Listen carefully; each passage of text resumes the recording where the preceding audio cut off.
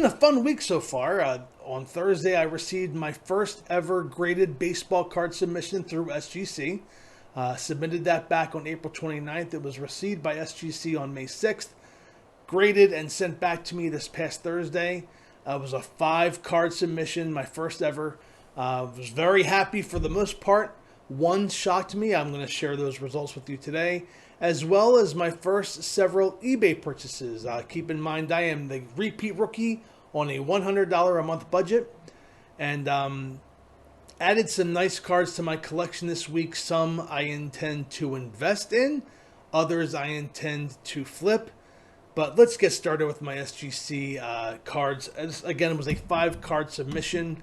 We're going to get the worst one out of the way. I'm new to collecting cards. I got back into it back in October of 2019. And I was watching videos on how to prepare cards for submission, wiping them off with a microfiber cloth, examining the corners and edges with a magnifying glass.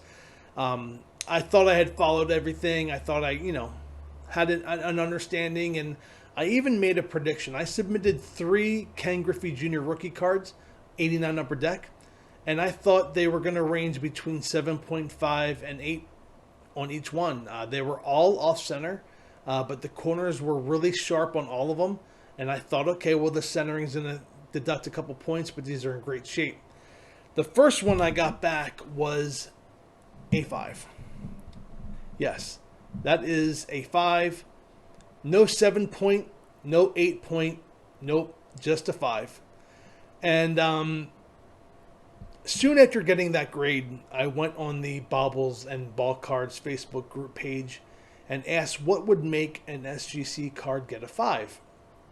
I explained that I had an 89 upper deck, submitted 3 of them, and one of them came back a 5. And just like that community, always willing to help people out. That is a great Facebook page. I will have the link to their Facebook page and Baubles' YouTube channel on below.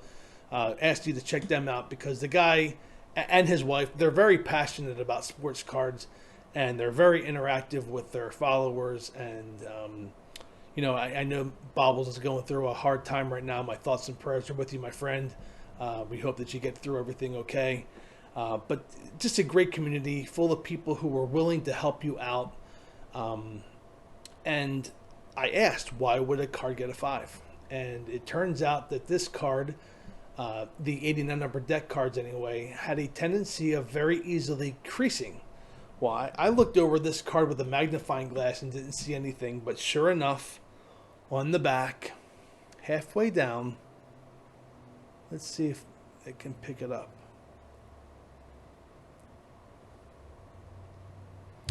It's not going to pick it up because of my lighting, I bet, but it's there. It's about halfway down. It's right around here. Let's see here. Over there. Come on. Are you kidding me? There it is. Look at that. Crease right through the white, right through the green. That crease cost me, I would say, at least 2 grades. But this card has sentimental value to me. This was actually the card that came out of the complete set that my dad bought me back in 1989. We were at Clover one night in the electronics section, and they had a whole bunch of 89 upper deck complete sets on top of the video cassette rack. And I think it was like $45.99 or something like that. And my dad's like, oh, you know what? We're going to buy this set, and we're going to buy a set every year. And sure enough, every year from 89 to 93, we bought the upper deck complete set. So this card has sentimental value. I had asked what I should do with the 5 and my other 2 cards. And it was suggested, by a Facebook, Michael Hins, I believe, where maybe break it open and sell it raw. And that's a great option. That's something that I would definitely consider doing. But over the last day or so, I really thought this is the card that came from that set. So it has sentimental value to me. I think I'm just going to keep it in the case, keep it as a 5. It's going to be part of my personal collection. And this will be the card that I hold on to. Because it means something to me. It's a set that I bought with my dad. My dad's still with us, of course. It's just that you have memories with your dad, and my memory was buying that. One of my memories was buying that set at the Clover. My other two cards fared out a little bit better. Got sevens on the Ken Griffey Jr. I'm going to see if I can move my mug over, if it'll let me do that during recording. Oh, there we go. Oh, yeah. Okay. So the next two turned out pretty good. Seven. Again, they're off center. But I love this card. The 89 Upper Deck Ken Griffey Jr. It's such an iconic card for a generation. I'm 43 years old. And when I started collecting, I wanted the 84 Fleer update Roger Clemens. Never got it. Wanted the 86 Donruss Jose Canseco. Never got it. Wanted the 84 Don Mattingly. Had it, but it wasn't in mint condition by any stretch. And all these cards, Kirby Puckett's and Roger Clemens rookie cards, and even Mark McGwire's and Jose Canseco's, your junk wax era cards. Little did we know at the time that the Ken Griffey Jr. was going to become that card for so many people. It was that card for me. I had the complete set. I went out. I got two more. And that was before we cared about getting cards graded, before we cared about how much they were worth. We just wanted our favorite baseball players and their rookie cards because, okay, we kind of knew there was going to be some investment there. But Ken Griffey Jr. is one of my favorite players of all time. I don't think anybody had a sweeter swing than him. First ballot Hall of Famer, and just everything you read about the guy, he was a class act, and that 89 Upper Deck card is, an iconic card. Going forward with the SGC submission, I was very pleasantly surprised with this grade. It's an 8.5 on the Derek Jeter 93 Topps draft pick. 16-year-old me was very wise to place this in a top holder back in 1992 and not take it out until I got this card graded back in April. Corners are perfect. Off-centering left to right, which is why I think I got the 8.5. But I had predicted an 8 because of the centering, so I'm very happy with the result here. PSA 8 has this card for 175. This is the Florida Marlins inaugural season card. You can see the stamp there with the Marlin and the year 1993. And how ironic that now Derek Jeter is a minority owner of the Florida Marlins. So full circle. I put this card in a top loader in 1992 because it was the Florida Marlins inaugural season. Little did I know that Derek Jeter would go on to have the Hall of Fame career he had.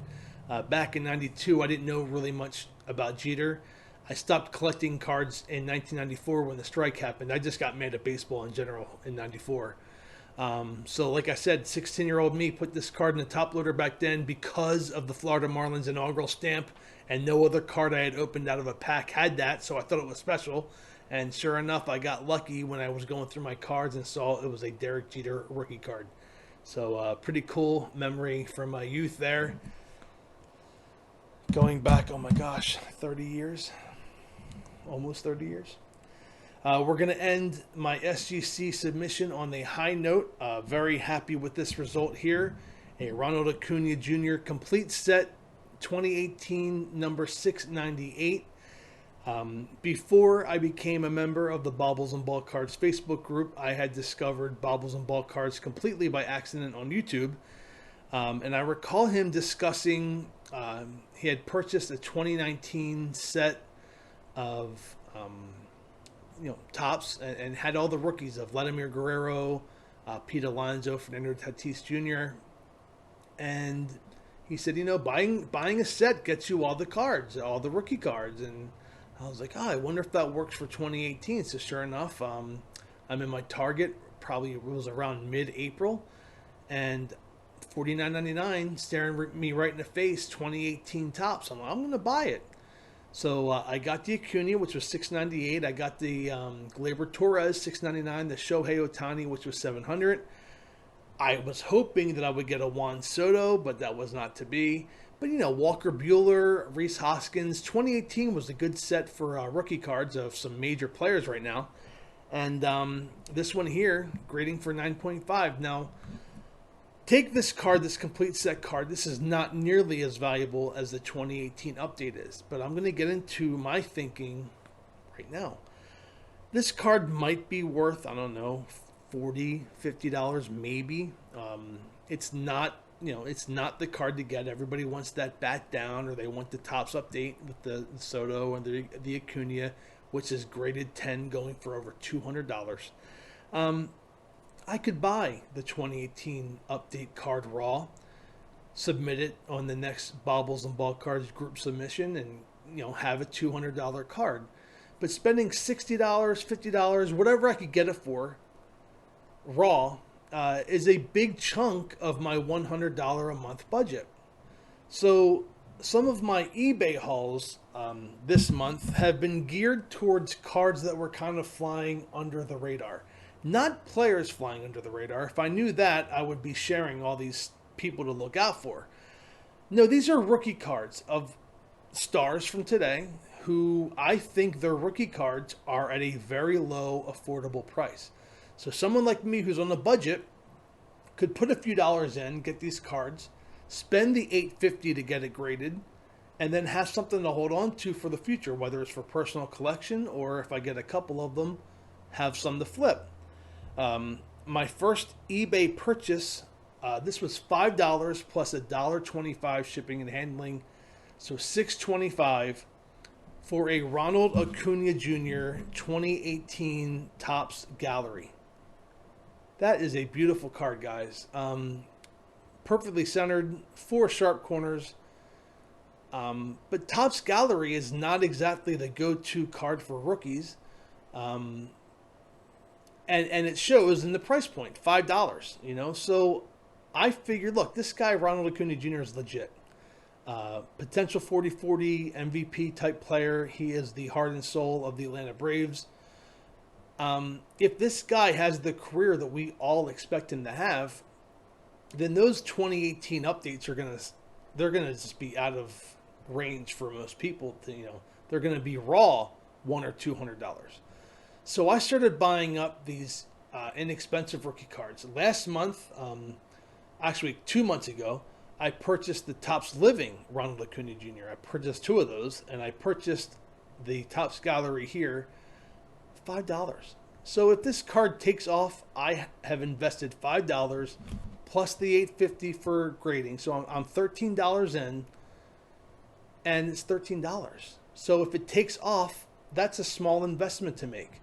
If it doesn't take off, I'm only out $13. It's not the end of the world. It's not like me spending $150 for a Lewis Robert right now, who the Topps Chrome and the Topps Series 2 are just out of control. I'm going to take my chance with guys who are established and get cheap rookie cards of those guys. So there was the Ronald Acuna Jr. Let's not stop there. Let's go with another name I mentioned, and that is Juan Soto. Again, 2018 Topps Gallery. I got this for $4 plus $2 shipping and handling, so $6 for this one. Already a World Series winner, as Bobbles likes to brag about. You know what? I would too if I was a Washington fan. Lots to be proud of for that organization, winning the World Series last year. But Juan Soto is a stud. He's a young player. He has you would think he's been around for 10 years. The way that he plays, he's a great fun player to watch. Somebody that we even here in Philadelphia respect the hell out of. And I got this rookie card for like $5, plus shipping. So a very affordable, not the main rookie card, not the card that you're going to go out of your way to buy. But again, you're going to spend $30, $40, $50 raw on a 2018 update Juan Soto. I spent $5 for a card that's under the radar. So that's kind of the theme that you're going to see here with my purchases. But wait, there's more. 2019 Fernando Tatis Jr. Topps Gallery. So while his most popular cards, of course, are 2019 Series 2, I've loaded up recently on a bunch of Tatis Jr. Heritage cards. I actually bought those in blaster boxes and got very fortunate. I think I have 5 or 6 of the Tatis Jr. Rookie cards. But when I discovered the Soto and the Acuna Topps Gallery, I started doing searches for Tatis and Vlad and everybody else from the rookie class of last year. And this is just a beautiful card. Again, 4 sharp corners, very well centered, and I just love the design. It's a beautiful card. And Tatis Jr. is starting to come around a little bit. I think he had another home run tonight. Doing pretty well. I also hopped on another train. I have this guy in a Dynasty Fantasy Baseball League that I'm part of. Very big fan of his, and I started saying, I figured, this guy is solid numbers for the first few years of his career. Why don't I look into buying his rookie card? So I looked it up about a week ago to see what they were going for, and raw they were going for $10 to $12. So when I tell you how much I spent for this 2016 Topps Chrome Trevor Story, again, raw 2016 Topps Chrome, look it up on eBay. They're going for $10 to $12 each. I purchased the Colorado Rockies team set for $3.95 plus $3.75 shipping and handling. So for, let's call it $8. $8 I got the Trevor Story. So I'm already ahead of the game at the low end by $4. But wait, there's more. Why buy just one when you can get 2 Trevor Stories? So one of these obviously came in the team set, and so did the second one. The second one here came in a team set. This was $4.95 plus $3.25 shipping and handling. So let's call it $8.50 for lack of better, for lack of a point.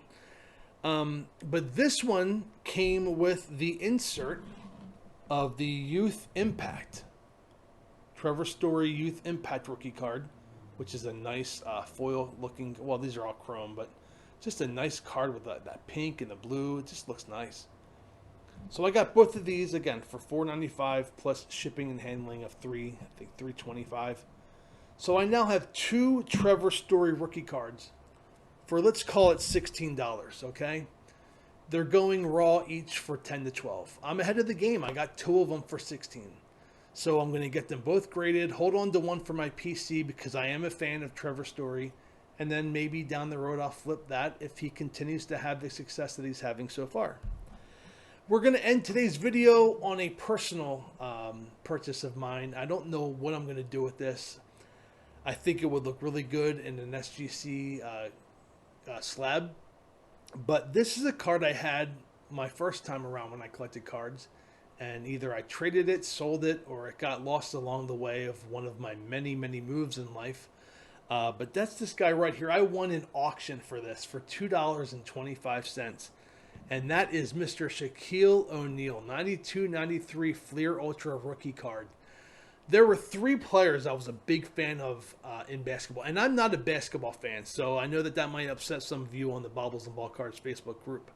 But I am not a basketball guy at all. I will watch basketball during the playoffs. I will usually watch the March Madness final, that Monday night, the final, the big championship game. I am just not a basketball guy. It's mostly because the first 3.5 quarters of a game can take an hour and a half, and then that last 2 minutes takes 2 hours. Something about that just drove me nuts, and I think it was the Mavericks and the Cavaliers in the finals a few years ago, 10 years ago, and it drove me nuts. I just couldn't stand it. So I'm not a big basketball fan, but I was a Shaq fan. I was a Kobe Bryant fan because growing up in Ardmore, PA, where he went to high school at Lower Merion, went to a couple of his games when I was in college. You would have thought that a pro team was playing in high school with how many people showed up to his games. So I was a fan of Kobe Bryant, being a local guy, making it big. Fan of Michael Jordan, the GOAT. And I was a fan of Shaquille O'Neal. Those were the 3 basketball players that always stuck out in my mind. Dennis Rodman gets an honorable mention as well, only because he was involved with pro wrestling. So I always thought that was pretty cool. But this Shaquille O'Neal rookie card, $2.25 on an auction. Plus, I paid more for shipping. I think it was $3. Came in a bubble mailer. But it couldn't go wrong with that. So ending that on a personal note, I think I'm just going to end up getting that card graded, have it for my PC. I don't think it's worth much. I don't think it's worth much graded as a 10, and that's definitely not a 10. So I think I'm just going to buy that just to, relive some of my youth and my childhood, which is, I think, what the big part of this is. I know that we're here to make money and have some fun, but you gotta have more fun, and buying that for $250 or $225 was fun. That was fun. So that's my first 2 weeks worth of August purchases. I have more on the way, so I have another video coming your way maybe in a week or two. But thank you very much for watching. Please comment below. What do you think of my grades? What did you think of the cards I got? Did I overpay? Did I underpay? What do you think of my idea about buying rookies under the radar? Is that a good idea? Do you think it could pay off? Let me know in the comments below. But until next time, I thank you for tuning in, and we'll see you then. Goodbye, everybody.